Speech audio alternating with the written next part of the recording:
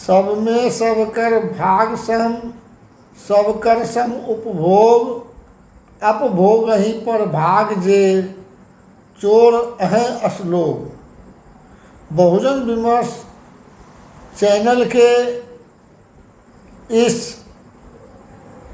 62वें episode को देख रहे आप तमाम दर्शक महानुभावों का हार्दिक स्वागत और अभिनंदन है।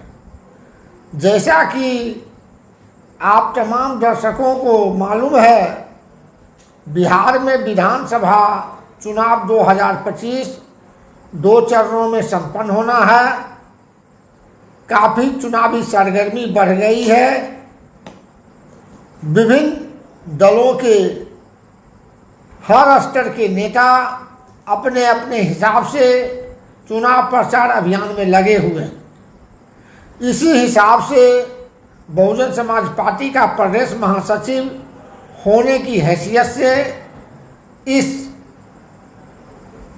चैनल के माध्यम से आज कुछ बुनियादी तथ्यों पर हम आपका ध्यान आकृष्ट करना चाहते हैं। आमतौर पर यह कहा जाता है, कांग्रेस के बारे में भी कहा गया और आज बीजेपी की सरकार है केंद्र में, साथ ही साथ बीजेपी के जो अलीग हैं उनकी सरकार विभिन्न प्रांतों में है, कांग्रेस के अलीग की भी सरकार विभिन्न प्रांतों में है।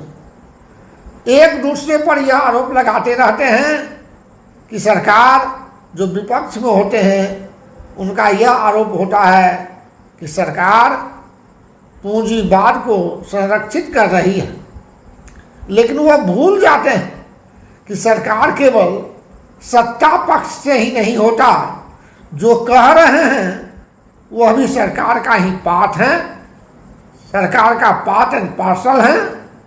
फिर यह जो आरोप लगा रहे हैं अपने गिरेबान में भी झांक कर देखें।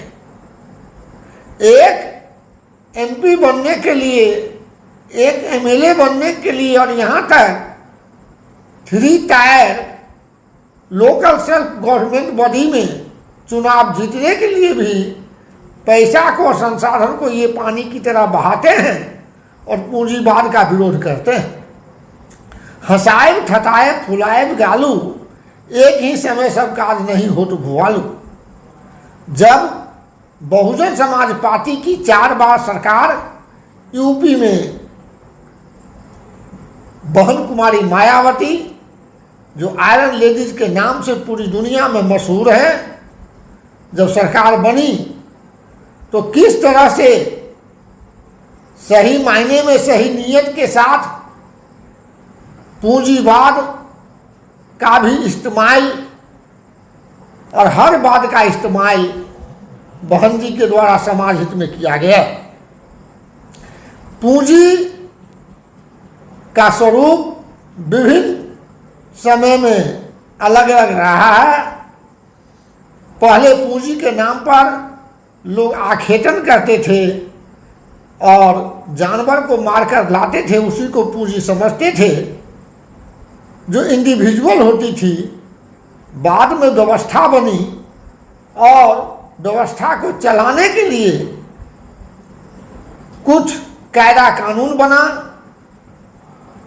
फिर आखेटन के बाद हम एग्रीकल्चर पर डिपेंड हो गए और 16वीं सदी में बहुत व्यापक परिवर्तन हुआ, इंडस्ट्रियल रेवोल्यूशन, औद्योगिक क्रांति, जिसमें मनी के रूप में पूंजी अपना स्थान ग्रहण किया। लोगों में पूंजी के प्रति ज़्यादा आकर्षण बढ़ा और कामनाएं बढ़ी, पूंजी का केंद्रीयकरण होने लगा। अगर नीयत साफ हो तो कोई भी सिस्टम, चाहे डिसेंट्रलाइज सिस्टम हो या सेंट्रलाइज सिस्टम हो, वह जनता के लिए हितकर हो सकता है। नीयत खराब रहने से कोई भी सिस्टम कारगर नहीं हो सकता। हम आरोप तो लगा लेते हैं लेकिन विकल्प नहीं सुझा पाते। बहन जी की जब सरकार बनी तो पूंजीवाद का भी इस्तेमाल इस तरह से हुआ। पूंजीवाद के कारण कहा जाता है कि सरकार जितने भी गवर्नमेंट सेक्टर है, गवर्नमेंट डिपार्टमेंट है, तेजी से उसका प्राइवेटाइजेशन करते जा रही है। और इसके लिए हम पूर्ण रूप से बीजेपी को जिम्मेवार नहीं मानेंगे, क्योंकि 1991 में जब पीवी नरसिम्हा राव प्रधानमंत्री बने थे, उनका अर्थ मंत्री मनमोहन सिंह थे, डॉक्टर मनमोहन सिंह। उसी समय लिबरलाइजेशन, प्राइवेटाइजेशन और ग्लोबलाइजेशन आया था, और जिसके तहत गलत ढंग से कैपिटलिज्म को संरक्षित करने का काम दोनों सरकार के द्वारा किया गया। केंद्र की सरकार के द्वारा, चाहे कांग्रेस की सरकार हो, चाहे अभी बीजेपी की सरकार हो। रिलायंस देश के मशहूर उद्यमियों में अपना शीर्ष स्थान रखता है। उत्तर प्रदेश में रिलायंस पर भी बहन जी की सरकार के द्वारा शिकंजा कसा गया, और अमेरिका के राष्ट्रपति अपने फिनांस सेक्रेटरी को उस समय बहन जी के पास मिलने के लिए भेजा था, जब बहन जी 2010 में मुख्यमंत्री थी। बहन जी उनकी नीयत को भांप गई और उनको लगा कि हमसे मिलकर जनहित को के मुद्दा को दबाने का काम हो सकता है, तो बहन जी ने साफ कहा कि आपसे मिलने के लिए मेरे पास समय नहीं है। कैपिटलिज्म के दुष्प्रभाव के कारण या अन्य अदृश्य कारणों से क्या होता है कि प्राइवेटाइजेशन हो रहा है, और समाज के कमजोर तबके, चाहे वो अनुसूचित जाति हो, अनुसूचित जनजाति हो, पिछड़ा वर्ग हो, धार्मिक अल्पसंख्यक हो, या अपर कास्ट से ही गरीब लोग हों, उनका हित खतरा में पड़ जाता है। तो बहन जी ने सरकारी विभाग का जो आरक्षण था, उसके साथ साथ निजी क्षेत्र में भी आरक्षण की व्यवस्था की, और ठेका में भी आरक्षण की व्यवस्था की। साथ ही साथ प्रोन्नति में आरक्षण की व्यवस्था हुई। अपने 7.5 साल के शासनकाल में 23 लाख लोगों को नौकरी दी। किसी भी भूमिपति, जो बड़े बड़े भूमि वाले थे, जोत वाले थे, जमींदार थे, लैंडलॉर्ड थे, उनकी जमीन को टच किए बगैर अपनी पार्टी का घोषित स्लोगन था, जो जमीन सरकारी है वो जमीन हमारी है।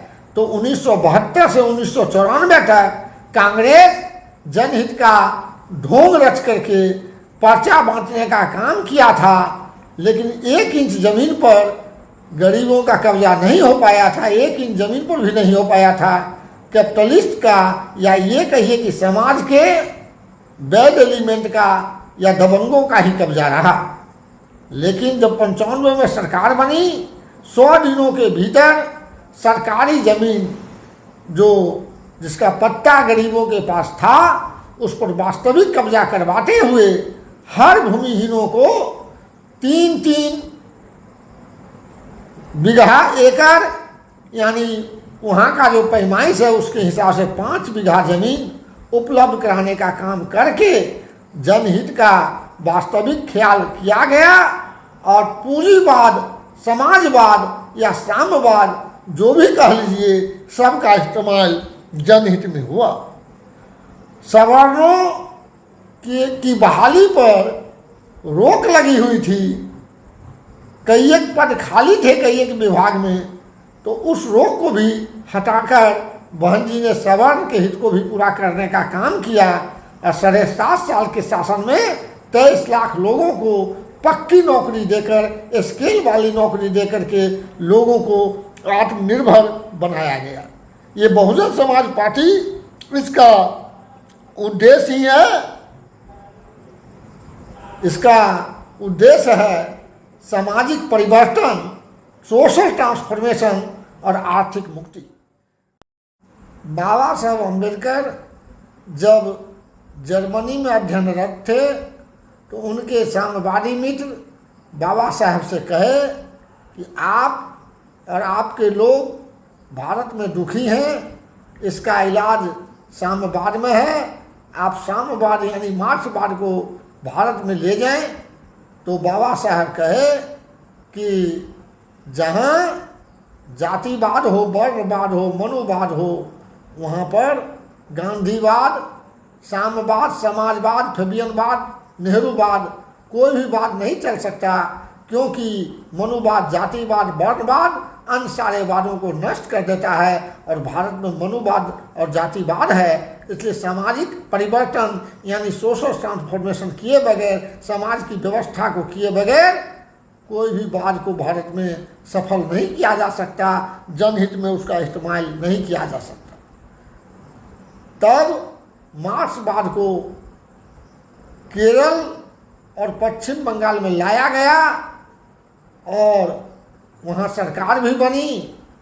मार्क्सवाद की थ्योरी है धर्म जनता के लिए अफीम है, ईश्वर महाझूठ है, और विश्व के मजदूरों एक हो, तुम्हारे लिए खोने के लिए जंजीर के अतिरिक्त कुछ नहीं और जीतने के लिए सारा विश्व है। लेकिन धर्म के नाम पर जिस तरह से ढकोसला होता है केरल में भी और पश्चिम बंगाल में भी हम देख चुके हैं। वहाँ शंकराचार्य हैं केरल में, 92 के असेसमेंट के मुताबिक हर शंकराचार्य के पास, और केरल में भी शंकराचार्य उनके पास भी 70 करोड़ का सिंहासन, 8.5 करोड़ का मुकुट और 8,500 एकड़ जमीन है। उनके एक्सपेंडिचर का, उनके इनकम का कोई ऑडिट भी नहीं होता, और अगर ऑडिट कराने की कोशिश की जाती है, अगर उनके अगेंस्ट में जो बोलता है तो उसकी हत्या भी कर दी गई। उनका ऑडिटर थे, शंकर नाम का कोई ऑडिटर थे, ठीक से नाम याद नहीं आ रहा है, उनकी हत्या भी कर दी गई।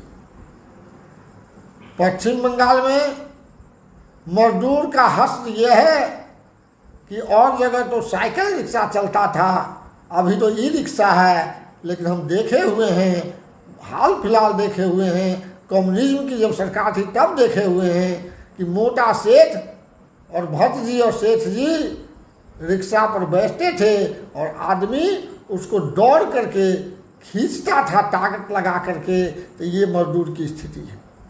तो जो रात दिन साम्यवाद का राग अलापते हैं, तो सरकार बनने के बाद उनके द्वारा क्या किया गया और क्या कर रहे हैं, इस पर भी गौर करने की जरूरत है। जितने साम्यवाद के बड़े बड़े नामचीन नेता और हस्ती हैं, सबके पास फैक्ट्री है, सब किसी न किसी रूप में और पूंजीवादी पार्टी से तालमेल करके चुनाव लड़ने का काम क्या करते हैं। लेकिन Bahujan Samaj party single party है जो पूंजीवाद का या विरोध नहीं करके, साम्यवाद का शिकायत नहीं करके, न प्रशंसा करके, किसी भी तरह से न पूंजीवाद पर चर्चा होती है न साम्यवाद पर चर्चा होती है। लेकिन दोनों का इस्तेमाल अगर कहीं हुआ है प्रयोग के रूप में तो बहन जी के द्वारा हुआ है, बहन जी की सरकार में हुआ है, हमारी सरकार में हुआ है। मतलब हम शेर को और बकरी को एक घाट पर पानी पिलाकर देख चुके हैं और हमें मौका दें। बिहार में इलेक्शन है, अगर हम चाहते हैं कि यूपी के तर्ज पर बहन जी के द्वारा जो किया गया काम है वास्तविक काम जनहित का है, जो हम चर्चा कर चुके हैं, अगर बिहार में भी हो तो आने वाला जो चुनाव है उसमें एक एक अपना कीमती वोट हाथी चुनाव चिन्ह के सामने वाला बटन को दबाकर और पूरी मुस्तैदी के साथ पूंजीपतियों का और तथाकथित साम्यवादियों का, समाज विरोधियों का या अन्य पार्टी की दपोसंखी घोषणाओं और भूल भुलैया में न आते हुए पूरे दमखम के साथ हमें चुनाव में भाग लेना है और अपने बीएसपी के प्रत्याशी को विजय बनाना है। इसी के साथ बहुजन समाज पार्टी की क्या पहचान, नीला झंडा, हाथी निशान। हम अगले एपिसोड में फिर दूसरे मुद्दा के साथ इस चुनावी बयार में मिलने का काम करेंगे। तब तक के लिए हमें इजाज़त दीजिए। नमो बुद्धाय, जय भीम, नमस्कार, आदाब, सत श्री अकाल, गुड बाय, जय जोहार।